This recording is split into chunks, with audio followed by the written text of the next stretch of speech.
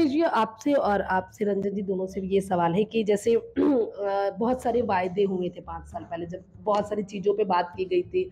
इस बार भी जब राहुल गांधी आए तो उन्होंने एक बड़ा ऐलान करके गए हैं पीजी तक के एजुकेशन का, फ्री एजुकेशन का, और 2 बोनस पे बात करके गए हैं। एक तो तेंदुपत्ता पे और धान पे पहले ही बोनस था।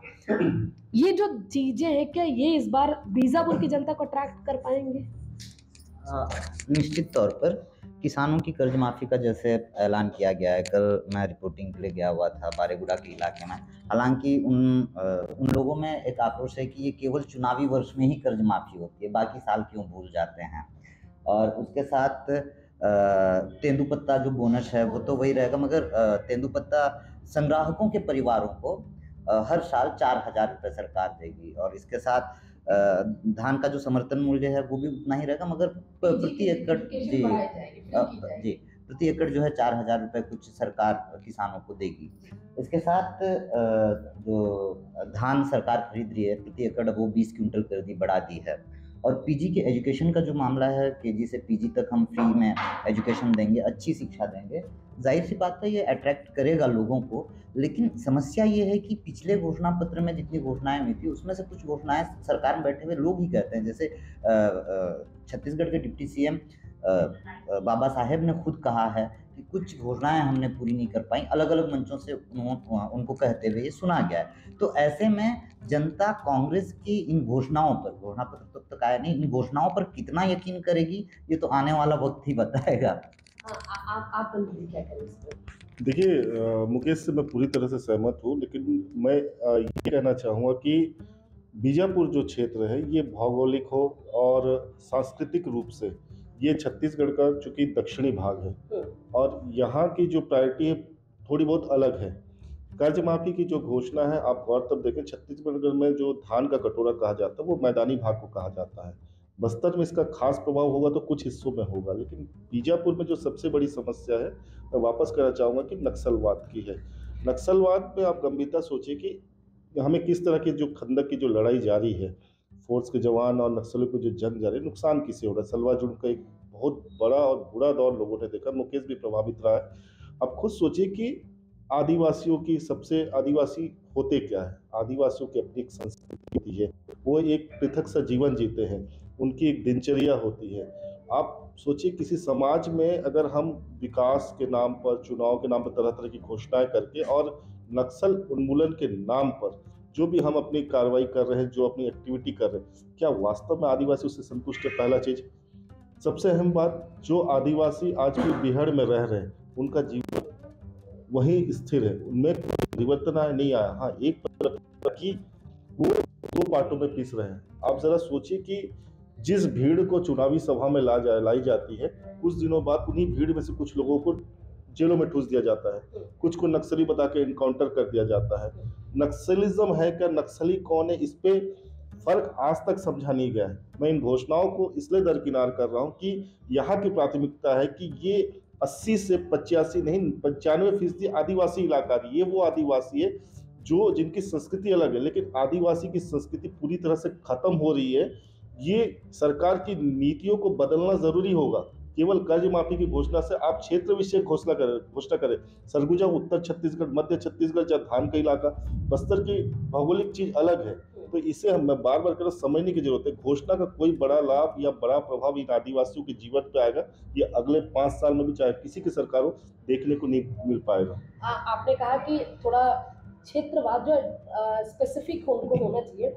एक चीज है जो बड़ी बड़ी होर्डिंग्स में भी लिखा है कि 15 साल पहले दमन के थे, अब हमने लोगों को जो लोग जिनको नक्सली कह के पकड़ा जाता है उनको छोड़ा भी है, या लोगों को अब वैसे परेशान नहीं किया जा रहा। तो इसको कैसे देखते हैं? देखिए, बीजापुर के संदर्भ में अगर देखा जाए तो एक सीधे शब्दों में कहा जाता है कि बंदूक की नली से शांति नहीं आ सकती है, और ये सही भी है। आप सोचिए कि अगर बंदूक की नली बोलते कि सब कुछ ठीक था, तो बीजापुर में इन 5 वर्षों में सिलगेट से लेकर बुर्जी तक में आंदोलन क्यों जारी है? दूसरा मेरा सवाल है, सिलगेट में जिन 4 हुए थे सर, जो भी आदिवासियों की जो गोलीबारी में मौत होती है, सरकार का बयान आता है कि हमने उन्हें मुआवजा देने की कोशिश की थी, लेकिन वो पैसा शायद नक्सलियों के हाथों में चला जाएगा, इस तरह का बयान होता है। क्या मुआवजा से उनके जीवन में बदलाव आएगा? ठीक है, कैंप का विरोध हो रहा है, अलग अलग परिस्थितियां हैं, लेकिन आप जरा सोचिए कि सुरक्षा बलों के कैंप जिस इलाके में बैठ रहे हैं नक्सल उन्मूलन के लिए, तो नक्सलियों से तो लड़ाई जारी है, लेकिन उन आदिवासियों का जीवन कितना नरकीय होता जा रहा है। और यही परिस्थिति आप जरा सोचिए कि आज कोंटा विधानसभा में जो लकमा के खिलाफ विरोध दिख रहा है, मुझे पता नहीं क्या है नहीं है, लेकिन आप जरा सोचिए कि एयर स्ट्राइक होती है। एयर स्ट्राइक सोचिए कि ऑल ओवर हमारे कंट्री में इसे एक तरह से बोला जाता है कि जब हाँ मतलब एयर स्ट्राइक आमतौर पर हमारे देश पे होता नहीं है, लेकिन एयर स्ट्राइक की आपकी जरूरत पड़ी है। लेकिन एयर स्ट्राइक से कितना बड़ा खौफ का वातावरण बन रहा है। हो सकता है नक्सली से प्रोपोगंडा बना के फिर आदिवासियों का सुकमा में कई प्रोटेस्ट हुए जिन्हें हमने कवर किया अलग अलग इलाकों में। तो आप सोचिए कि इस इलाके में विकास की गंगा बहार कहा जाता है, वहीं खंदक की लड़ाई में सरकारें एयर स्ट्राइक कर रही है। एयर स्ट्राइक बम का कोई साध निशाना होता नहीं है। किसके घर पे गिरे, मौत किसकी हो रही है आखिर में? नक्सली से पहले मैं उन्हें कहूंगा आदिवासी की मौत हो रही है ना। तो इन जिंदगियों को बचाने के लिए आप गंभीर क्यों नहीं होते? आप क्या वास्तव में नहीं लगता है कि 10 साल 15 साल हो गए, सलवाजुर्म का दौर बढ़ गया, आज बैठ के समाज के लोग बुद्धिजीवियों से हो सके संभव तो नक्सल कुछ लोगों से एक वार्ता करके हल निकाला जाए। पहले कम से कम शांति कायम की जाए। शांति का मुद्दा कहाँ है? कोई भी में आप देख लीजिए, कोई भी चुनाव प्रचार में आ रहा है, क्या उन्होंने शांति या नक्सलवाद की समस्या को लेकर एक वैचारिक रूप से रास्ता निकालने की बात की? नहीं की है।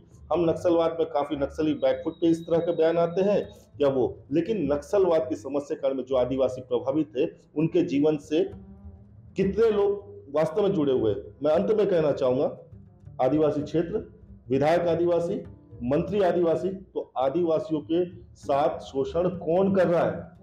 ये मेरा बड़ा सवाल है ये, मतलब कि कौन शोषण कर रहा है।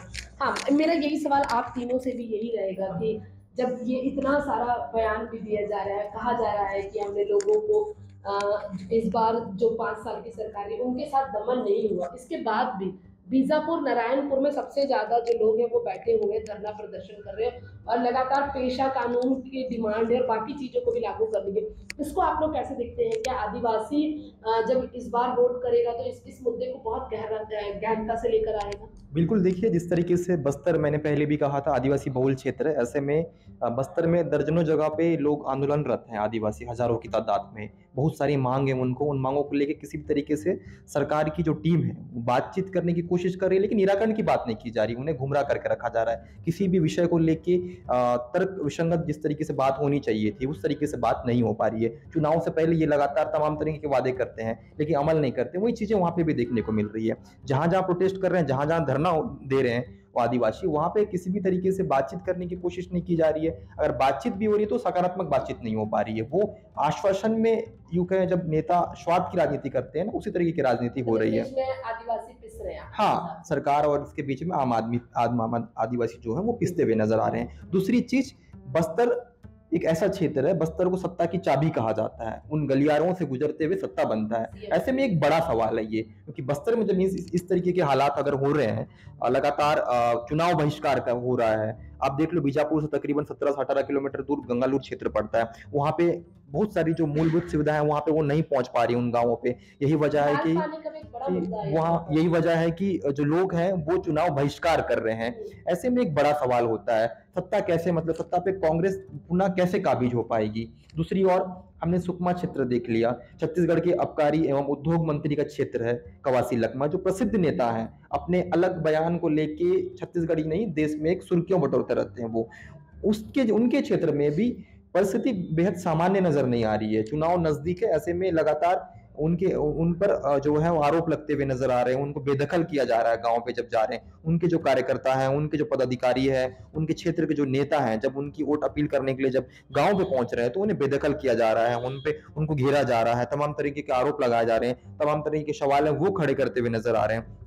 ऐसे में ये जो चीजें हैं, ये जो प्रश्न चिन्ह का जो विषय है, सत्ता पे काबिज होने में एक बड़ा सवाल हो सकता है। दूसरी चीज आपने कहा लाल पानी की अगर बात की जाए, अब बस्तर इसे अछूता नहीं रहा है। एक बार नहीं, कई जगहों की अगर बात है, हम देख रहे थे कि नुकनपाल का जो कुछ इलाके हैं वहां भी कुछ लोग प्रभावित है लाल पानी से। ऐसे में क्षेत्रीय विधायक आदिवासी हैं, बस्तर के बहुमत जितनी सीट है उसमें से अधिकतर जो नेता हैं वो आदिवासी हैं। आदिवासी हितैषी बताने वाले वो नेता, आदिवासी हितैषी बताने वाले वो मंत्री कहाँ गए? अगर वाकई उन्होंने सही तरीके से काम किया होता तो इस तरीके की परिस्थिति निर्मित ही नहीं होती। हाँ, बात अलग है कि विकास हुआ है, लेकिन प्राइमरी अगर देखा जाए, जैसे कि आप कह रहे थे कि आत्मानंद स्कूल बनाया, बहुत अच्छी चीज है, बहुत अच्छी योजना है, स्कूल डेवलपमेंट हुई, इंग्लिश मीडियम स्कूल हो रहा है, जो बच्चे हैं जो शिक्षा से वंचित होते थे वो वहां पे पढ़ रहे हैं। लेकिन सेकेंडरी आप देखिए ना, स्थानीय स्तर पे जो आदिवासी जो एजुकेटेड जो बच्चे हैं उनको कितनी प्राथमिकता दी गई है। वो जितने भी वहां पे लोग जो टीचर में जो लगे हुए हैं वो वंचित हैं। स्थानीय स्तर पे काफी जो लोग हैं वो प्रभावित हैं। तो ऐसे में आप एक तरफ शिक्षा दे रहे हो, दूसरी तरफ जो एजुकेटेड जो आदिवासी जो लोग हैं, जो बच्चे हैं, जो छात्र हैं, वो बेरोजगार हो रहे हैं, उनको आप शिक्षा मतलब आप दे ही नहीं पा रहे हो सीट। ऐसे में एक ये बड़ा सवाल है। तो आप इन दोनों पहलू पे मतलब कह रहे हैं कि सरकार और तमाम जो चीजें उन पे आदिवासी खुलेआम पिसता हुआ नजर आ रहा है जी। देखिए, पहला चीज़ तो ये है कि 10 सालों में हमने देखा कि बीजापुर जैसे जिला, एक छोटे से जिले में मतलब जो प्राथमिकताएं दी जानी चाहिए थी, जो आवश्यकताएं थी, जो मूलभूत सुविधाएं थी, अंदरूनी इलाकों को, ग्रामीणों को सड़कों से जोड़ा जाना चाहिए था। स्वास्थ्य सुविधाओं को बेहतर बनाया जाना चाहिए था। जहां लोग पलायन कर रहे हैं वो किस मजबूरी में पलायन कर रहे हैं, क्या आवश्यकताएं हैं उनकी, और जो वर्ग, जो अधिकांश जो वर्ग है वो युवा वर्ग होता है। जो आप 30-35 से जो नीचे का वर्ग होता है वो अधिकांश इलाकों में वो 35 से नीचे के युवा के वर्ग हैं। जो अधिकांश इस इलाकों में आप देखेंगे कि आज कम से कम जो आंकड़ा अभी निर्वाचन ने जो जारी किया है, इसमें 11,800 करीब के कुछ जो है वो युवा वर्ग 18 से 22 साल की उम्र के वो नए मतदाता हैं जो जिले में अब पहली बार वोट करेंगे। तो इससे ये कहीं ना कहीं ये देख सकते हैं कि जो बढ़ चढ़ के जो हिस्सा लेंगे वो नए मतदाता होंगे। जो 11,000 का आंकड़ा और 1,68,000 के जो मतदाता इस बार वोट करेंगे, तो ये कहीं ना कहीं जनहित में जो मुद्दे हैं, मूलभूत सुविधाओं के मुद्दे हैं, पानी जैसी समस्याएं हैं, बिजली जैसी समस्याएं हैं, सड़कें जैसी समस्याएं हैं, और भी है। जो हेल्थ सेक्टर को देखेंगे, सबसे पहली प्रायोरिटी तो ये होती है कि आप हेल्थ सेक्टर में सबसे पहले डेवलपमेंट देंगे। जिला अस्पताल है, लेकिन जिला अस्पताल में सुविधाओं की कमी को देखेंगे। पिछले 10 सालों में यहाँ पे अच्छे सर्जन्स थे, अच्छे डॉक्टर्स थे, ये उसका दावा बीजेपी कर रही थी। कांग्रेस बोल रही है कि आज भी अच्छा इलाज हो रहा है, लोग समय नहीं दे पा रहे हैं, लोग वहाँ पे उस चीज़ को मतलब लोग समय वो नहीं कर पा रहे हैं कि आज ऐसी क्या वजह हो गई कि बीजेपी को इस चीज़ में लेकर के एक जब उन्होंने नामांकन दाखिल किया था, बीजेपी के जो प्रत्याशी हैं महेश गागड़ा जी, उन्होंने नामांकन दाखिल के दौरान बोला था कि आज बीजापुर जिला अस्पताल की स्थिति आप देख लीजिए। हमने पिछले 10 सालों में जो स्थिति देखी जिला अस्पताल की और अभी 5 सालों में जो स्थिति देखी, कुछ तो डिफरेंस हमको भी दिखा। हम ये नहीं बोल रहे कि अभी उतना ज़्यादा इंप्रूवमेंट नहीं है, वहाँ पे कोई काम नहीं हो रहा है, काम अच्छे हो रहे हैं। काम स्किल को लेकर के भी थोड़ा सा यहाँ पे डेवलपमेंट को लेकर के थोड़ा सा इंक्रीज होना चाहिए था, जो जिससे लोगों की अच्छी सोच बने, लोग बाहर ना जाएं। जो आदिवासी इलाका है, जो ट्राइबल कम्युनिटी है यहाँ पे, उनके लोगों को पहले एक अच्छी शिक्षा के साथ में उनको प्लेसमेंट दिया जाए तो लोग बाहर जाने पे मजबूर ना हो। सबसे पहला चीज़ ये कि आप एजुकेशन सिस्टम को भी यहाँ पे थोड़े सुधार करने की आवश्यकता है, और हेल्थ पॉलिसी, ये हेल्थ सेक्टर पे उस चीज़ को भी थोड़ा, चाहे वो प्राइमरी लेवल पे ही आप कोशिश कीजिए, लेकिन जो जन जन तक पहुँचने की जो कोशिश है वो आप कहीं ना कहीं थोड़ी आप कहीं ना कहीं बैक स्टेज पे हैं, तो उसको लेकर के थोड़ा इंप्रूवमेंट होना चाहिए। देखिए, छत्तीसगढ़ को धान का कटोरा कहा जाता है, और यहाँ पे अगर हम किसानों की अगर हम बात करें, 37 से 38 लाख जो किसान हैं, और सबसे ज़्यादा यहाँ पे किसानों को महत्व दिया जा रहा है। जैसे में लगातार जो है राहुल गांधी जी जो लगातार बस्तर के दौरे पे आज हाल ही में माफ़ करेंगे कांकेर आए थे, हाँ भानु प्रतापपुर कांकेर आके किसानों के साथ खेतों में जा रहे हैं, फोटो खिंचवा रहे हैं। यहाँ पे सबसे बड़ा मुद्दा ये सोच रहे हैं कि किसानों को अगर हम उनको फायदा पहुंचाएंगे तो निश्चित तौर पे हम यहाँ से जीतेंगे। लेकिन उससे बड़ी बात यहाँ कर्मचारी के वर्ग लोग है, ठीक है, बहुत से लोग हैं। तो कुल मिला के ये कहा जा सकता है कि छत्तीसगढ़ में सिर्फ और सिर्फ किसानों को ही फोकस किया जा रहा है, जीतने का सबसे बड़ा वजह किसान ही मान रहे हैं। लेकिन उसके अलावा भी यहाँ पे कर्मचारी वर्ग है, कुछ बेरोजगार भी है, तो स्टूडेंट है, उनके तमाम जो मांग है वो पूरे नहीं हुए हैं। पीएससी की बात करें तो पीएससी को लेकर लगातार मुख्यमंत्री भूपेश बघेल पे लगातार ये आरोप लगा रहे हैं कि पीएससी में जितने भी जो चयनित हुए हैं वो सिर्फ और सिर्फ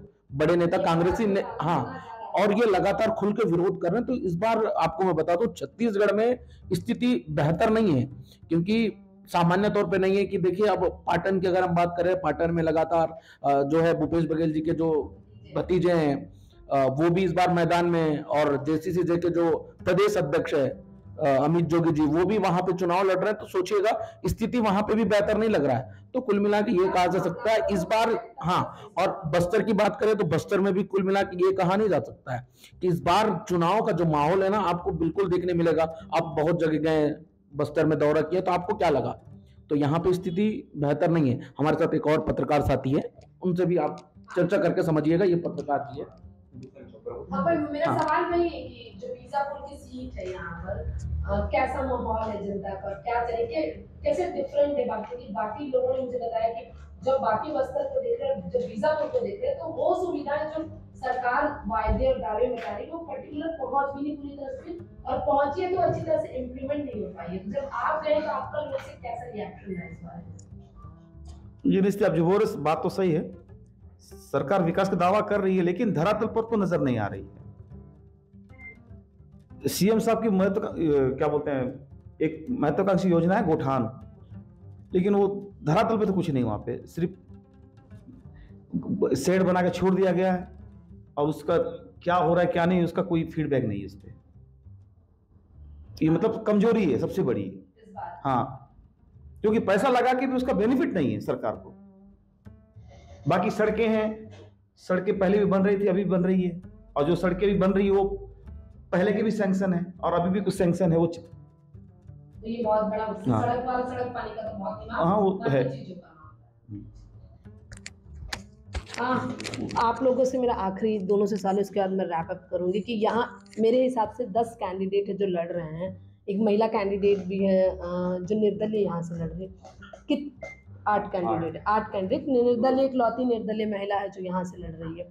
कितना टफ कंपटीशन, इसको शॉर्ट में जल्दी जल्दी आप दोनों बताइए कि कितना टफ कंपटीशन है और क्या चैलेंजेस होंगे इस बार। और एक आखिरी सवाल इसमें ऐड कर दे रही हूँ कि यहाँ पर्चों का बहुत माहौल है कि पर्चे दिए जा रहे हैं और बहिष्कार किया जा रहा है। इस दोनों को साथ में पूरा कोलैबोरेट करके पूरा एक आंसर आप लोगों का प्रतिक्रिया। चुनाव बहिष्कार मैं दे देता हूँ, बाकी आप उससे दे दीजिएगा, राजनीतिक समीकरण बता दीजिएगा कैसे हैं। दरअसल माओवादी हमेशा चुनाव का बहिष्कार करते आए हैं, चाहे वो लोकसभा चुनाव हो, चाहे पंचायती चुनाव हो, चाहे विधानसभा का चुनाव हो, बहिष्कार करते आए ही हैं। और चुनावों के दौरान ही माओवादी बड़ी वारदातों को अंजाम देते हैं। चाहे आप जो जिस घटना को लेकर अक्सर जिक्र होता है झीरम हमला, वो भी चुनाव के दौरान ही माओवाद संगठन द्वारा दिया गया। तो इस वक्त पे, हालांकि हम पिछले चुनाव की बात करें तो उस वक्त माओवाद संगठन ने चुनाव का बहिष्कार जरूर किया था, लेकिन माओवाद प्रभावित उन इलाकों से भी लोग वोट करने के लिए आए थे। मतलब माओवादियों की सहमति थी, तभी वहां से, उस इलाके से जहां माओवादियों का प्रभाव है, उनके हुकूमत वाला इलाका है, वहां से लोग निकले और मतदान केंद्रों तक पहुंचे, वोट भी किया उन्होंने। लेकिन इस समय जैसी परिस्थितियां नजर आ रही हैं, जो जानकारियां निकल कर आ रही हैं, नेशनल हाईवे पे माओवाद संगठन द्वारा बैनर पोस्टर फेंके जा रहे हैं, जिला मुख्यालय के बस स्टैंड में जो है चुनाव बहिष्कार के पर्चे लगाए जा रहे हैं। इसके साथ अंदरूनी इलाके से जो खबरें हम तक निकल कर आ रही हैं वो ये है कि अलग अलग इलाकों में माओवाद संगठन द्वारा उनके प्रभाव क्षेत्रों में बैठकें कर ग्रामीणों को ये हिदायत दी जा रही है कि आप चुनाव बहिष्कार करेंगे, आप किसी भी पार्टी के साथ नहीं जाएंगे, पूरी तरह चुनाव बहिष्कार करेंगे, आप मतदान केंद्रों तक पहुंचेंगे नहीं। तो ऐसे में बहुत संभावना है कि मत प्रतिशत इस बार गिर सकता है। अच्छा, इसी में एक सवाल है कि कई पर्चों में स्पेसिफिकली भाजपा को टारगेट किया गया कि उसे वोट नहीं डालना है, यहाँ भाजपा का बहिष्कार कर रहे हैं। जी देखिए, जितने पर्चे मैंने देखे हैं उसमें हालांकि बीजेपी और कांग्रेस दोनों के लिए ये कहा गया है माओवाद संगठन द्वारा कि आप दोनों के साथ मत जाइएगा। मैंने ऐसा कोई पर्चा नहीं देखा, इस वजह से मैं उस पर ज़्यादा कुछ कहूँगा नहीं। और मगर माओवाद संगठन द्वारा जिस तरीके से 2013 में कांग्रेस के परिवर्तन यात्रा पे हमला करके कांग्रेस के शीर्ष नेतृत्व को, प्रदेश के शीर्ष नेतृत्व को खत्म कर दिया था, लेकिन इन 5 सालों में 2018 से 2023 तक की बात करें तो माओवाद संगठन द्वारा बीजेपी के जो कार्यकर्ता हैं इन्हें लगातार टारगेट किया जाता रहा है। बीजेपी के कार्यकर्ताओं की हत्याएं होती रही हैं, बीजापुर में भी हुई हैं। हाँ, बीजापुर में, नारायणपुर में ये हत्याएं हो चुकी हैं। तो बीजेपी के जो कार्यकर्ता हैं उनके अंदर डर का माहौल अभी भी है, इस वजह से वो अंदरूनी इलाकों में प्रचार प्रसार के लिए नहीं जा पा रहे हैं। तो ये ऐसे हालात निर्मित हुए हैं। सर, आप मुझे जो पूरा समीकरण एक बार बता दें। देखिए, ये एक्चुअल में बीजापुर जो विधानसभा है, ये 89 नंबर है इसके क्रमांक में, 1,68,000 मतदाता है, इसमें 7,000 लमसम नए ऐड हुए हैं। यहाँ का सियासी समीकरण की बात करूँ तो पहले तो मैं ये कहूँगा कि भाजपा और कांग्रेस में सीधा मुकाबला है, लेकिन सबसे दिलचस्प बात इस चुनाव में जो दिखने की मिल रही है पूरा चुनाव कॉन्फिडेंस पे टिका हुआ है। बात चाहे कांग्रेस की हो, बात चाहे भाजपा की हो। शुरुआत मैं कांग्रेस से करना चाहूँगा कि पिछले विधानसभा चुनाव में एक ऐतिहासिक अंतर से वो कांग्रेस ने जीत की थी। ये बड़ा कारण बना कांग्रेस के लिए, उसका कॉन्फिडेंस लेवल इससे बढ़ा हुआ है। लेकिन चूंकि भाजपा का मोरल भी डाउन था, टारगेट किलिंग्स भी हुई है लगातार, ये तो सबसे बड़ा भाजपा का मोरल डाउन करने के लिए सबसे बड़ा रीज़न है। लेकिन इस बीच में जब प्रत्याशी की घोषणा हो जाती है, पूर्व मंत्री महेश गागड़ा फिर से मैदान पे आते हैं और जो गागड़ा का जोश रहता है, मुझे लगता है कि उनके जोश के पीछे अभी जो जिस तरह से वो अपनी फील्डिंग भी कर रहे हैं, उसके पीछे एक ही लगता है कि शायद उनका करियर के लिए ये बहुत चुनाव काफ़ी अहम है। क्योंकि पिछले बार शायद इस बार उनकी ये कहना चाहूँगा कि उनका टिकट जहाँ तक फाइनल टिकट पे संशय की स्थिति बनी हुई थी और संशय के डॉक्टर बी.आर. पुजारी का नाम काफ़ी जोर शोर से उछल रहा था और ऐन वक्त पे गागड़ा को टिकट मिलना तो कहीं ना कहीं उनको लगा कि एक जीवन दान है उनके लिए। अब सबसे अहम बात कि पिछले चुनाव हिस्ट्री पे हम जाते हैं, लगभग 2003 से अगर अभी तक की बात करें तो भाजपा और कांग्रेस दो पे बराबरी पे है और गागड़ा ऑलरेडी 2 पे रहे, विक्रम ने 1 दफा चुनाव जीता है। तो कहीं ना कहीं ये जो 5वां चुनाव है ये खिताबी भिड़ंत में इसको मान सकता हूँ। अब सियासी समीकरण की बात करें तो यहाँ का सबसे बड़ा वोट मैक्सिमम वही यहाँ पे सिकंदर कहलाएगा जिससे ग्रामीण वोट ज़्यादा संख्या में मिलेंगे। क्योंकि भोपालपट्टनम से लेकर कई जो क्षेत्र थे, कांग्रेस को ग्रामीण वोट की पिछली दफा लीड मिली थी, जिसकी बदौलत जो विधायक यहाँ बन पाए कांग्रेस का, और भाजपा यहीं से मात खाई थी। क्या भाजपा जो जोर लगा रही है, जमीनी कसरत करी प्रचार के लिए, और कांग्रेस दोनों ही अपने स्तर पर, हालांकि फील्डिंग की बात करें तो कांग्रेस की फील्डिंग बहुत जबरदस्त है, बहुत ज़्यादा। विक्रम मंडावी शुरू से ही अलग अलग इलाकों में काफ़ी रूप से सक्रिय रहे, अलग अलग, चाहे वो तीज त्योहार की बात हो, चाहे सांस्कृतिक हो, इस मामले में भाजपा बिल्कुल ना के बराबर है, उन्होंने जमीन छोड़ दी थी। लेकिन एन वक्त पे विक्रम मंडावी की कार्यशैली ये माइनस पॉइंट होगा कांग्रेस के लिए, क्योंकि इससे हो सकता है कि उनकी जो कार्यशैली है, उनके कुछ व्यवहार को लेकर लोगों में नाराजगी है, क्या ये नाराजगी का फायदा संभवतः बीजेपी को मिल सकता है। और दूसरी बात मुकेश ने बताया, चुनाव बहिष्कार, क्योंकि पिछले बार एक बड़ा वोट का प्रतिशत बड़ा था, आप खुद आकलन कीजिए, और उस समय एकदम बाकायदा अंदरूनी उन इलाकों से भी वोटिंग हुई थी जहां हम कल्पना नहीं कर सकते। लेकिन इस बार उन इलाकों में एक तगड़ा विरोध दिखने को मिल रहा है। हाल में 2 दिन पहले हमारे कुछ साथी रिपोर्टिंग करके आए, अगर वोट का प्रतिशत घटता है ग्रामीण इलाकों से तो निश्चित तौर पर इसका नुकसान कांग्रेस को होगा, क्योंकि भाजपा के पास शहरी बुद्धिजीवियों, सरकारी कर्मचारियों का जो मूड हमेशा चेंज होता है अपनी मांगों को लेकर, ये उसकी कोर वोट बैंक है। अगर ग्रामीण इलाकों को बड़ा इलाका अगर वोटिंग से छूटता है या वोटिंग से पीछे हटते हैं तो सीधा नुकसान कांग्रेस को। तो भाजपा को अपना जो, जैसे सरकार ने कुछ घोषणाएं की थी उस पर अमल नहीं हुआ, संविदा कर्मचारियों का मसला हो, कर्मचारियों का मसला हो, स्वास्थ्य कर्मियों का मसला हो, इन घोषणाओं पर चूंकि कांग्रेस खरी नहीं उतर पाई, तो इनका गुस्सा जाहिर सी बात है भाजपा को बढ़त दिला सकता है। तो मैं कुल मिला के कह सकता हूँ कि बीजापुर में इस समय भले ही कम समय में हो, भाजपा की एंट्री हुई है, लेकिन मुकाबला अब जाके ना 60-40 का नहीं बल्कि 50-50 पर पहुंच चुका है और ये जनादेश में ये स्पष्ट हो जाएगा।